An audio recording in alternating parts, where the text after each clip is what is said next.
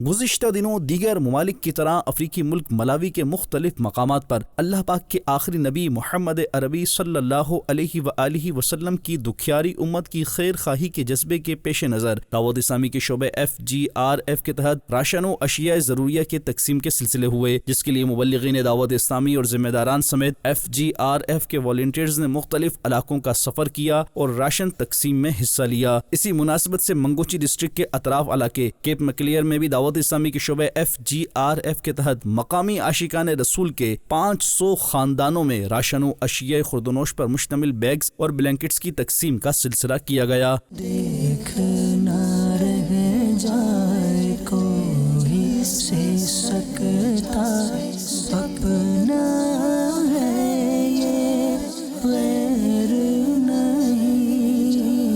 Cap مکلیئر میں دعوت اسلامی کے شعبہ FGRF کے تحت ہونے والی تقسیم کے حوالے سے مبلغ دعوت اسلامی و FGRF ملاوی ذمہ دار نے مدنی خبروں سے گفتگو کرتے ہوئے بتایا، Alhamdulillah, your FGRF today is here in Cape Maclear.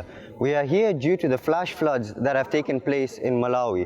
The lake levels have risen and many people have been affected by this.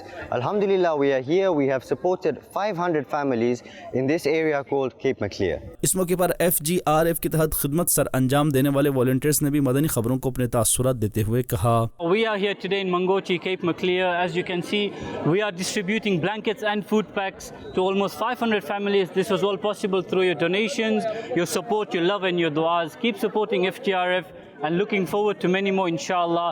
Volunteers are welcome and keep everyone in your du'as. ہم ملاوی کے cap مکلیئر شہر میں FGRF team کے ساتھ الحمدللہ آئے ہوئے ہیں۔ آپ سب دیکھ سکتے ہیں الحمدللہ فوڈ پیکٹ ہے، بلینکٹ ہے وغیرہ تقسیم کرتے ہیں، تو ماشاءاللہ بہت ہی اچھا کام ہو رہا ہے۔ FGRF کی طرف سے ڈسٹریبیوشن چالو ہے اور میں بھی پہلی بار آیا ہوں، اچھا لگ رہا ہے میرے کو بھی۔ مدنی چینل کے ناظرین، آپ بھی دعوت اسلامی کی دینی کاموں سمیت FGRF کے تحت ہونے والے امدادی کاموں میں حصہ لیجیے اور اجر و ثواب پائیے۔